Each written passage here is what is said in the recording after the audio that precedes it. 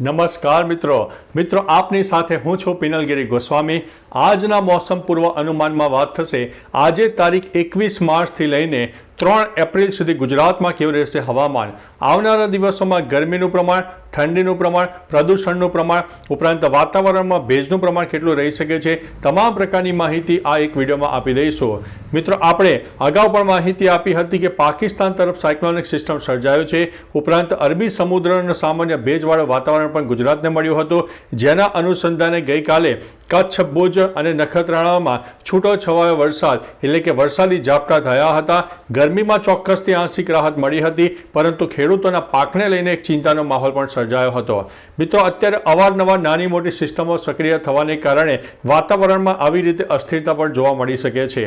મિત્રો, અત્યારે જે સિસ્ટમો સક્રિય છે તેની વાત કરીએ તો ઉત્તર ભારતના ઉત્તરી પટ્ટામાં જે વેસ્ટર્ન ડિસ્ટર્બન્સ સક્રિય થયું હતું તે ધીમે ધીમે આગળ ચાલ્યું ગયું છે, પરંતુ આગામી 48 કલાક બાદ એક મધ્યમ સ્તરનું વેસ્ટર્ન ડિસ્ટર્બન્સ ફરીથી સક્રિય થશે, જે ઉત્તર ભારત ઉપરાંત પૂર્વ ભારતના પણ અનેક ભાગોમાં વરસાદ આપી શકે તેવી સંભાવના છે, જેમની સામાન્ય શીત લહેર રાજસ્થાન અને ગુજરાત સુધી જોવા મળશે। એટલે આપણને જે ગરમીમાં જોરદાર બફારાનો અહેસાસ થઈ રહ્યો છે તેમાં આંશિક રાહત પણ મળવાની છે। મહત્તમ તાપમાન 35 થી લઈને 41 ડિગ્રીની વચ્ચે અને ન્યૂનતમ તાપમાન 20 થી લઈને 25 ડિગ્રીની વચ્ચે રહે તેવી સંભાવના છે। બીજી તરફ મિત્રો, પાકિસ્તાન તરફ એક સાયક્લોનિક સિસ્ટમ સર્જાઈ છે, બંગાળની ખાડીમાં એક એન્ટી સાયક્લોનિક સિસ્ટમ સર્જાઈ છે। કહી શકાય કે દક્ષિણ પૂર્વ ભારતના પણ અનેક ભાગોમાં એક સાયક્લોનિક સિસ્ટમ સર્જાય છે। આ તમામ પ્રકારના પરિબળોને કારણે પૂર્વ ભારત અને દક્ષિણ પૂર્વ ભારતના અનેક ભાગોમાં હજુ પણ વરસાદી માહોલ યથાવત રહે તેવી સંભાવના છે। આગામી 10 દિવસ સુધી છૂટોછવાયો વરસાદ પૂર્વ ભારતમાં થાય તેવી સંભાવના હાલ દેખાઈ રહી છે। બીજી તરફ મિત્રો, ગુજરાતમાં પરિબળોની ખાસ વાત કરીએ તો ગુજરાતમાં પવનનું પ્રમાણ આગામી 24 થી 48 કલાક વધારે રહેશે, જેમાં ગુજરાતમાં એવરેજ પવનનું પ્રમાણ 10 થી લઈને 15 કિલોમીટર પ્રતિ કલાકની ઝડપે ફૂંકાય, જ્યારે સૌરાષ્ટ્ર, કચ્છ અને દક્ષિણ ગુજરાતના દરિયાઈ પટ્ટી વિસ્તારમાં 35 થી લઈને 40 કિલોમીટર પ્રતિ કલાકની ઝડપે પવન ફૂંકાઈ શકે છે। ખેતીના પાકને થોડું નુકસાન થઈ શકે છે, કારણ કે ભારે પવન કહી શકાય કે અત્યારે કેરીનો જે પાક અત્યારે ચાલી રહ્યો છે તે પાકમાં મોર આવ્યો હશે, કેરીઓ પણ ઘણી જગ્યાએ સારી એવી કેરીઓ આવી ગઈ છે, તો તેને પણ થોડું નુકસાન થાય તેવી શક્યતા છે। બીજી તરફ વરસાદી માહોલ અને વાતાવરણમાં અસ્થિરતાને કારણે અત્યારે ખેડૂતો ચિંતામાં ચોક્કસથી મુકાઈ ગયા છે।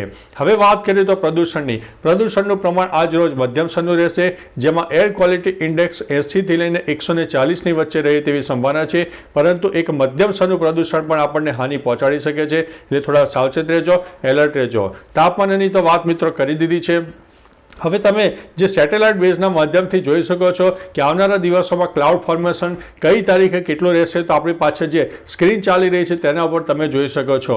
આગામી તારીખ 29 માર્ચથી લઈને 2 અથવા તો 3 એપ્રિલ સુધીમાં કહી શકાય કે ઉત્તર ભારત હોય, પૂર્વ ભારત હોય અને દક્ષિણ ભારતના અનેક ભાગોમાં વાદળછાયું વાતાવરણ જોવા મળશે, અને સામાન્ય વાદળછાયા વાતાવરણ એટલે કે અસ્થિરતાવાળું વાતાવરણ ગુજરાતને પણ જોવા મળે તેવી સંભાવના છે। હવે આવનારા દિવસોમાં ક્લાઉડ ફોર્મેશન બને છે કે કેમ, લો ક્લાઉડ ફોર્મેશન હોય, ભેજનું પ્રમાણ હોય, પવનનું પ્રમાણ હોય, તાપમાનમાં કેટલી વધઘટ થશે, તમામ પ્રકારની માહિતી અવારનવાર આપણા વિડીયોના માધ્યમથી આપતા રહીશું। એટલે હંમેશા આપણી ચેનલ સાથે જોડાયેલા રહેજો, જેથી તમને રોજબરોજની નવી આગાહી જાણવા મળે। તો ચાલો મિત્રો, ફરીથી એક હવામાનની લેટેસ્ટ માહિતી લઈને મળતા રહીશું। ત્યાં સુધી અમને રજા આપશો। નમસ્તે।